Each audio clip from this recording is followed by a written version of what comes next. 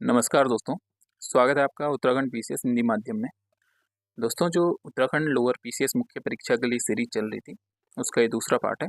तो चलो स्टार्ट करते हैं। जैसे कि पहले पार्ट में हमने दृश्य कला को देख लिया था, कुछ मृदभांड देख लिया था इसमें, और हस्तशिल्प देख लिया था।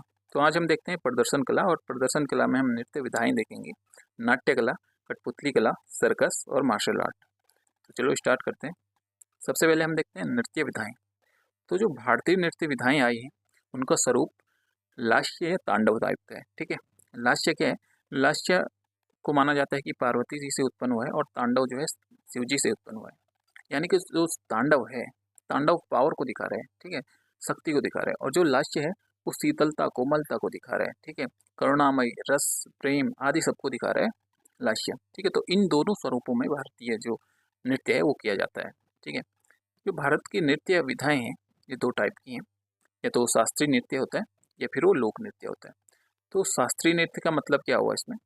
शास्त्रीय नृत्य का मतलब हुआ कि वो नृत्य जो भरत मुनि की नाट्य शास्त्र पर आधारित है। ठीक है, अब भरत मुनि का जो नाट्य शास्त्र है वो कैसे क्या है? वो पांचों वेद उसको कहते हैं। जैसे कि कहते हैं कि चार वेदों से, ऋग्वेद से और अथर्ववेद से, सामवेद से, यजुर्वेद से कुछ ना कुछ चीजें लेके एक पांचवा वेद जो गढ़ा गया, उसमें संगीत के बारे में है, नाटक के बारे में है, नृत्य के बारे में, सब चीज़ों के बारे में है किसमें? नाट्य शास्त्र में। तो इसे फॉलो करता है हमारा शास्त्रीय नृत्य। ठीक है, इसमें गुरु शिष्य परंपरा होती है।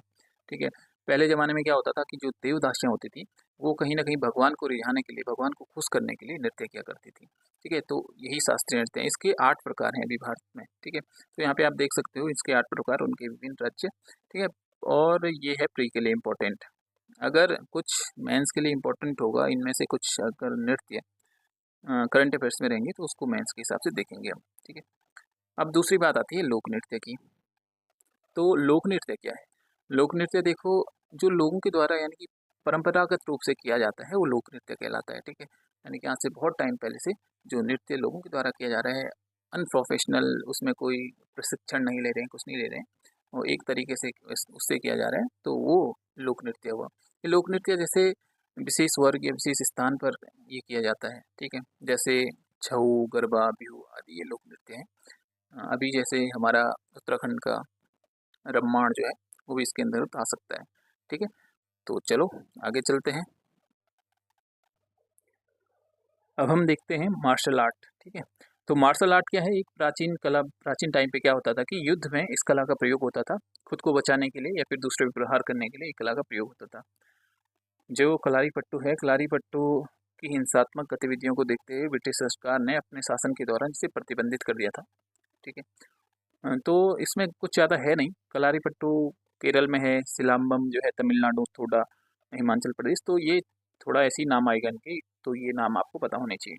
ठीक है, सर्कस में भी कुछ ज़्यादा इंपॉर्टेंट है नहीं, एक नए तरीका का आपको पता है आर्ट है, जिसमें क्या होता है कि शरीर के विभिन्न अंगों से प्रदर्शन करके, हाशिया से, ठीक है, और विभिन्न तरीके से सर्कस चलाया जाता है। जंबो सर्कस एक जो है भारत का फेमस सर्कस है, बिहार का है, 1977 में इस बार स्थापित किया गया था। चलो, तो अब बात करते हैं भारतीय नाट्य कला की। ठीक है, तो भारतीय नाट्य कला भी जो भरत मुनि का नाट्य शास्त्र है उससे ही ड्राइव है, और उसमें 10 प्रकार के नाटकों का उल्लेख है। ठीक है, फिर जो हमारे भारत में जो नाटक हैं, ये दो टाइप से इनको बांट सकते हैं हम। एक होते हैं लोकधर्मी नाटक, और दूसरे होते हैं नाट्यधर्मी नाटक। तो जो लोकधर्मी नाटक होते हैं, ये लोकधर्मी नाटक वास्तविकता पे डिपेंड होते हैं। जो जो वास्तविकताएं चीज़ें हैं हमारे संसार में, उन पे डिपेंड होते हैं। जबकि जो नाट्यधर्मी चीज़ें हैं, वो काल्पनिकता पे डिपेंड करती हैं। ठीक है, कल्पना में जिस ऑथर ने जैसी कल्पना की, उसने वैसा नाटक रच दिया। ठीक है, अब भारतीय नाट्य कला जो है बहुत पुरानी है। इसमें बहुत सारे ग्रंथ लिखे गए हैं पहले भी, जैसे मालविका अग्निमित्रम है। ठीक है, और अभिज्ञान शाकुंतलम है। तो इस प्रकार से कई रचनाएं इसमें की गई हैं। ठीक है, आप ये रचनाएं देख सकते हो। अगर भारतीय नाट्य कला में कहीं क्वेश्चन आता है, तो आप इसमें एक दो एग्जाम्पल लिख सकते हो। अगर बात करें कि कहाँ कहाँ अभी क्या क्या नाट्य होते हैं, तो जैसे रासलीला गुजरात में होता है, रामलीला यूपी में, यात्रा पूर्वी भारत में होता है, और तमाशा महाराष्ट्र में। ठीक है, यहाँ पे आप देख सकते हो रामायण रामलीला का मंचन है। ये कौन सा सीन है? जो विश्वामित्र ले जा रहे हैं जब राम और लक्ष्मण को। तो अब नेक्स्ट कला हमारे पास आती है कठपुतली कला। कठपुतली कला का इतिहास भी बहुत पुराना है, और इसमें मैं सबसे पहले इसका उल्लेख जो है शिल्पाधिकारम एक ग्रंथ है, तमिल ग्रंथ है, उसमें मिलता है संगम साहित्य का। और उससे पहले इसमें जो साक्ष्य मिलते हैं वो हड़प्पा और मोहनजोदड़ो से भी हमको इसके साक्ष्य मिलते हैं। वैसे कठपुतली का दार्शनिक महत्व भी है भारतीय उसमें। जैसे जो नियतिवादी हैं वो मानते हैं कि इंसान कुछ भी नहीं करता, जो भी करता है भगवान करता है। तो उसी प्रकार से कठपुतली कला में भी मानते हैं कि जो भी करता है कठपुतली का संचालक करता है, कठपुतली कुछ भी नहीं करती। तो इस बेस पे आधारित है कठपुतलियाँ।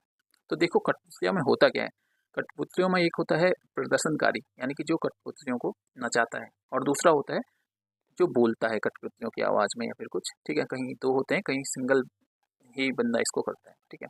अब देखो कठपुतलियों की श्रेणियाँ भारत में 4 प्रकार की कठपुतलियाँ होती हैं, ठीक है। एक होती है सूत्र कठपुतलियाँ, यानी कि धागे से इसमें कठपुतलियों के हाथ, मुँह, फेस, ठीक है। पैरों का इसमें ज़्यादा प्रयोग होता है नहीं। तो हाथों को बाँधा जाता है, फेसों से फेस को बाँधा जाता है ताकि एक्सप्रेशन दिखे, ठीक है। और उसके बाद वो कठपुतली नृत्य किया जाता है। जैसे राजस्थान इसका उदाहरण है, राजस्थान में कठपुतली नृत्य। एक होता है छाया कठपुतली।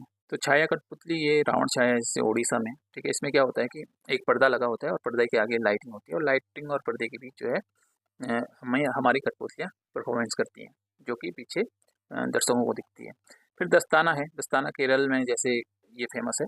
इसमें क्या होता है कि जो हाथों पे विभिन्न उंगलियों के सहारे जो है वो करते हैं, कठपुतलियाँ बना के उनको एक्सप्रेशन देते हैं।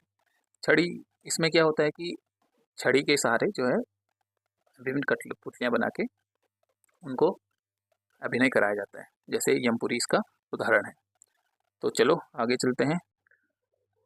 अब हमारा ये टॉपिक कंप्लीट हो चुका है। एक सेकंड, देखो ये चीज़ें हमारी कंप्लीट हो चुकी हैं। मृदभांड हमने पढ़ लिया, हस्तशिल्प हमने पढ़ लिया, नृत्य विधाएं, नाट्य कला, कठपुतली कला, सर्कस, मार्शल आर्ट, ये सब हमने पढ़ लिए। अब हम देखेंगे वास्तुकला, यानी कि स्थापत्य कला। और स्थापत्य कला जो स्पेशल एक वो था ना, टॉपिक था, स्थापत्य कला में टॉपिक उल्लेख था वो क्या था, भारतीय स्थापत्य कला के प्रमुख भवन और उनकी विशेषताएं। तो इस पूरे टॉपिक को हम पढ़ेंगे, ठीक है। तो जो भारतीय स्थापत्य कला है उसको हम 3 टाइप से बांट सकते हैं काल के आधार पे, ठीक है। जैसे प्राचीन भारत का जो स्थापत्य है वो कैसा था, मध्यकालीन भारत और आधुनिक भारत। प्राचीन भारत की बात करें तो इसको 3-4 टाइप से हम बांटेंगे, हड़प्पाई वास्तुकला, मौर्यकालीन वास्तुकला, और उत्तरकालीन, गुप्तकालीन, दक्षिण भारतीय वास्तुकला, ठीक है। और जो मध्यकालीन है इसमें दिल्ली सल्तनत यानी कि इंडो इस्लामिक और मुगल कालीन की कला। अभी हाल ही में जो पीसीएस का एग्ज़ाम देखा होगा आपने, उसमें यही क्वेश्चन आया था कि दिल्ली सल्तनत और मुगल काल की जो स्थापत्य कला है इसमें अंतर बताइए। उसके बाद आधुनिक कला की बात करें तो इंडो गॉथिक और नव रोमन शैली की जो कलाएं हैं उनके बारे में हम जानेंगे। तो चलो प्रारंभ करते हैं। सबसे पहले बात करते हैं हड़प्पाई वास्तुकला की, ठीक है। तो हड़प्पा जो नगर था वो पूरा नगर जो है उन्नत अभियांत्रिकी यानी कि बहुत अच्छी इंजीनियरिंग पे बना हुआ था, ठीक है। इसमें क्या होता है, नगर के 2 भाग थे, ठीक है। और जो ऊपरी भाग था उसमें माना जाता है कि क्या जो शासक वर्ग रहा होगा वो यहाँ पे रहता होगा, और जो निचला वर्ग है, निचले वर्ग में आम जन मानस लोग रहते होंगे। इसमें और क्या क्या, उन्नत जल निकासी थी इस नगर में, ठीक है। हर लोगों के टॉयलेट्स थे, हर घर में जो है स्नान घर था, हर घर में कुएं थे, ठीक है। तो ये चीज़ें थी हमारे हड़प्पा काल में, ठीक है। आयताकार ग्रिड पैटर्न पे यहाँ का नगर बसा हुआ था, समकोण पे जो है यहाँ की सड़कें काटती थी। तो अगर आपको पता पूछेगा क्वेश्चन में कि हड़प्पा कालीन वास्तुकला की विशेषताएं बताइए, तो ये सारी विशेषताएं आप लिख सकते हो, ठीक है। वहाँ पे पक्की ईंटों का प्रयोग होता था, ठीक है। अगर बात करें कि यहाँ पे कितने प्रकार के भवन मुख्यतः मिले हैं, तो 3 प्रकार के भवन इस हड़प्पा काल में मिले हैं। जैसे निवास गृह मिले हैं, सार्वजनिक भवन मिले हैं, स्नानागार मिले हैं, ठीक है, सार्वजनिक। अब देखो जो निवास गृह है, निवास गृहों में कुछ 2 मंजिला मकानें भी वहाँ पे मिली हैं, ठीक है। उसकी उसका साक्ष्य है कि कई जगह सीढ़ियाँ मिली हैं, तो माना जा सकता है कि 2 मंजिला मकानें वहाँ पे रही होंगी। हर घर में, जैसे कि हमने अभी बताया कि निजी कुएँ थे, स्नानागार था, ठीक है। अब देखो वायु संचार की उचित व्यवस्था थी यहाँ पे, ठीक है। खिड़कियाँ अच्छी तरीके से खुलती थी और वायु संचार की अच्छी व्यवस्था थी। अगर बात करें सार्वजनिक भवन की, तो यहाँ पे एक अन्नागार था, बहुत बड़ा अन्नागार मिला था, ठीक है। वो सार्वजनिक भवन के रूप में वो आ जाएगा। हाँ, स्नानागार की बात करें तो कर्मकांडी पवित्रता के लिए यूज किए जाते थे, ठीक है। और ये भी इंजीनियरिंग का बहुत अच्छा नमूना है, ठीक है। इसमें दरारें नहीं पाई गई, रिसाव बिल्कुल नहीं पाया गया। तो हड़प्पाई जो वास्तुकला है उसकी विशेषताओं में आप इतनी चीज़ें लिखेंगे और ये चीज़ें आपकी काफ़ी कंप्लीट हो जाती हैं। चलो नेक्स्ट आगे चलते हैं। अब बात करते हैं मौर्यकालीन कला की। तो मौर्यकालीन कला को हम दरबारी कला और लोकप्रिय कला के हिसाब से बांट सकते हैं। ठीक है, तो दरबारी कला का मतलब यह है कि जो राजा के द्वारा बनाई जाती है, राजा के इंटरेस्ट के लिए बनाई जाती थी, वो दरबारी कला हुई। और लोकप्रिय कला यानी कि जो लोगों के इंटरेस्ट के लिए बनाई जाती, जिसका यूज लोग करते थे। ठीक है, तो सबसे पहले महल के बारे में बात करते हैं। दरबारी किला, महल, स्तंभ और स्तूप हुए। और महल के बारे में सबसे पहले बात करते हैं। चलो, तो पाटलिपुत्र एवं कुम्भराहार का जो महल था उसके बारे में बात करते हैं। पाटलिपुत्र का जो महल था वो था चंद्रगुप्त मौर्य का, और जो कुम्भराहार का था वह अशोक का महल था। तो चंद्रगुप्त मौर्य के महल को मानते हैं लोग कि ये अर्केमिनियन जो डायनेस्टी थी, इमरानी, वहाँ से प्रेरित है, और मुख्य निर्माण सामग्री इसकी लकड़ी है। मेगास्थनीज ने ये जो पाटलिपुत्र का महल देखा, उसने बोला कि मानव जाति की एक सबसे बड़ी संरचनाओं में से एक है। ठीक है, उसने बोला कि इससे बड़ी संरचनाएं मैंने नहीं देखी हैं यहाँ पे। उसके बाद अगर अशोक के कुम्भराहार महल की बात करें तो इसमें दीवारों की नक्काशियाँ एवं मूर्तियाँ थी इसकी दीवारों में। ठीक है, और एक केंद्रीय स्तंभ, यहाँ पे आप देख सकते हो, एक सेकेंड, यहाँ पे आप देख सकते हो, ये एक केंद्रीय स्तंभ है और ये अशोककालीन अशोक का महल है। ठीक है, तो मौर्यकालीन जो महल कला है उससे इतनी चीज़ आएंगी। अगर विशेषताएं लिखने के आएंगी तो आप उससे विशेषता लिख सकते हो। अब आता है स्तंभ। ठीक है, स्तंभ क्या है? एक दरबारी कला है। ये राजा स्थापित करते थे अपने इंटरेस्ट के लिए, कोई संदेश पहुंचाना हो या फिर कुछ आज्ञा का पालन कराना हो लोगों को, तो उस चीज़ के लिए, या फिर कोई विजय का संदेश उनको देना हो तो वो करते थे, इसलिए इसको स्थापित करते थे। ठीक है, एक चिन्ह की तरह, एक प्रतीक की तरह स्थापित करते हैं। तो यहाँ पे स्तंभ, दो महत्वपूर्ण स्तंभ आप देख सकते हो, लौरियनगढ़ चंपारण में, सारनाथ स्तंभ देख सकते हो वाराणसी में, तो ये इसके उदाहरण है। अच्छा, इनकी विशेषताएं क्या क्या होती थी? विशेषताएं ये हैं कि ये एकाश पत्थर से बने होते थे, और एकाश पत्थर, चुनार बलुआ पत्थर जो होता था वो एकाश पत्थर होता था, एक ही पत्थर से बनते थे, और इसका शीर्ष फलक पर वृत्ताकार या आयताकार आधार होता था। ये इसको अबेकस बोलते हैं। ठीक है, और बोलते हैं कि जो ये शीर्ष का फलक है ना, यही जो है ईरानी एम्पायर से जो है लिया था मगध के शासकों ने, तो इसको ऐसे मानते हैं। और एक क्वेश्चन इसमें ये आ सकता है कि जो मौर्यकालीन स्तंभ कला है वो कैसे ईरानी स्तंभ कला से अलग है? तो देखो, जो मौर्यकालीन स्तंभ कला थी ये एक ही पत्थर की बनी होती थी और बिल्कुल ज़मीन पे बनी होती थी, जबकि जो ईरानी स्तंभ कला है वो विभिन्न पत्थरों से बनती थी और किसी स्ट्रक्चर पे बनती थी। जैसे कि नीचे कोई बिल्डिंग है और बिल्डिंग के ऊपर जो है कोई स्तंभ लगा दिया, तो इस टाइप से होता। तो स्तंभ की विशेषताएं ये हो गई। चलो आगे चलते हैं। अब एक महत्वपूर्ण टॉपिक ये है स्तूप। स्तूप के बारे में देखते हैं। जो स्तूप थे वो वैसे वैदिक कालीन समाधान के टीले थे। ठीक है, इसमें मृतकों की राख रखी जाती थी। माना जाता है कि सबसे पहले जब बुद्ध की मृत्यु हुई ना, तो उसके बाद 9 स्तूप बनाए गए थे, जिसमें कि 8 स्तूप में उनकी राख रखी गई और 9वें स्तूप में वो लोटा रखा गया जिनमें उनकी राख थी। ठीक है, तो स्तूप की कुछ विशेषताएं आप देख सकते हो कि जो अंदर की इसकी ईंटें थी वो कोर, ठीक है, कोर उसको बोल सकते हैं। तो उसको किस किस से बनाया जाता है? कच्ची ईंटों से। जबकि जो बाहर की दीवार इसकी है, इसको पक्की ईंटों से बनाया जाता है। और जो तोरण और मेदी, इसके नेक्स्ट स्लाइड में हम देखेंगे इसको। साथ ही साथ हम देखेंगे प्रदक्षिणा पथ जो है, इसके बारे में देखें। चलो आगे की स्लाइड पे देख लेते हैं। अच्छा, ये वाली स्लाइड देखो। क्या कभी कभी ना इसमें क्या हो सकता है कि क्वेश्चन पूछ सकता है स्तूप के बारे में। तो स्तूप के बारे में क्वेश्चन आप देख सकते हो, ये स्तूप है, इसके विभिन्न टाइप्स हैं, विभिन्न भाग हैं। जैसे सबसे ऊपर इसको छत्र इसको बोलते हैं, जो इस पे लगे ये विभिन्न टाइप के वो हैं। ये ईस्टी हुआ, ये जो पैरेलल आपको दिख रहा हुआ, ये हर्मिका हुआ जिसने चारों तरफ से इसे घेरा है, ये अंड इसको बोलते हैं।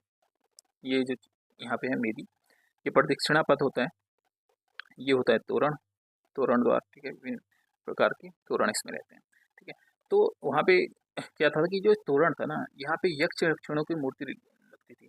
मेदी में भी यक्ष यक्षिणों की मूर्ति लगती थी, और विभिन्न जातक कथाएं या फिर अन्य चीज़ें भी इसमें थी, इसमें रखते थे वो लोग। ठीक है, तो कई बार इससे क्वेश्चन आ जाता है, तो इससे आप इन चीज़ों को पढ़ के इसमें लिख सकते हो। ठीक है, साथ ही साथ और इसमें इसका क्वेश्चन आ सकता है एक दर्शन के आधार पे।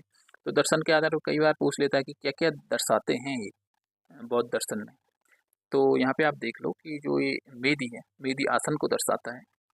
अंड जो है ये जो है ध्यान मुद्रा को दर्शाता है, और हरमक्का के ऊपर जो भी स्ट्रक्चर है ये ज्ञान ध्यान को दर्शाता है। ठीक है, बुद्ध को दर्शाने के लिए ये कभी कभी यूज किया जाता था। तो चलो आगे चलते हैं। तो हमारा जो लास्ट टॉपिक है ये है गुफा स्थापत्य कला का। तो गुफा स्थापत्य कला जो मौर्यों ने ही स्टार्ट किया था इसको। इन्होंने क्या किया कि चट्टान से काट के जो है विभिन्न संरचनाएं बनाई। ठीक है, जिनमें चैत्य और विहार थे। जो चैत्य थे वो पूजा स्थल हुआ करते थे, और विहार जो है वो निवास स्थल हुआ करते थे। ठीक है, ये क्या करते थे कि इनको जो एक पत्थर है, पत्थर को काट के उसके अंदर बिल्कुल पॉलिशदार रहने के लायक बिल्कुल पूरी जगह बनाते थे। और ये जो स्थापत्य कला के उदाहरण है ये हैं बराबर की गुफाएं बिहार में, नागार्जुनी की गुफाएं बिहार में। ठीक है, तो ये उदाहरण मिलते हैं हमको मौर्यकालीन स्थापत्य कला के। तो चलो आगे चलते हैं। तो आज के लिए इतना ही। हम आप नेक्स्ट जो लेक्चर है उसमें देखेंगे मौर्योत्तरकालीन कला, गुप्तकालीन कला और दक्षिणी भारतीय कला। तो थैंक्स फॉर वॉचिंग।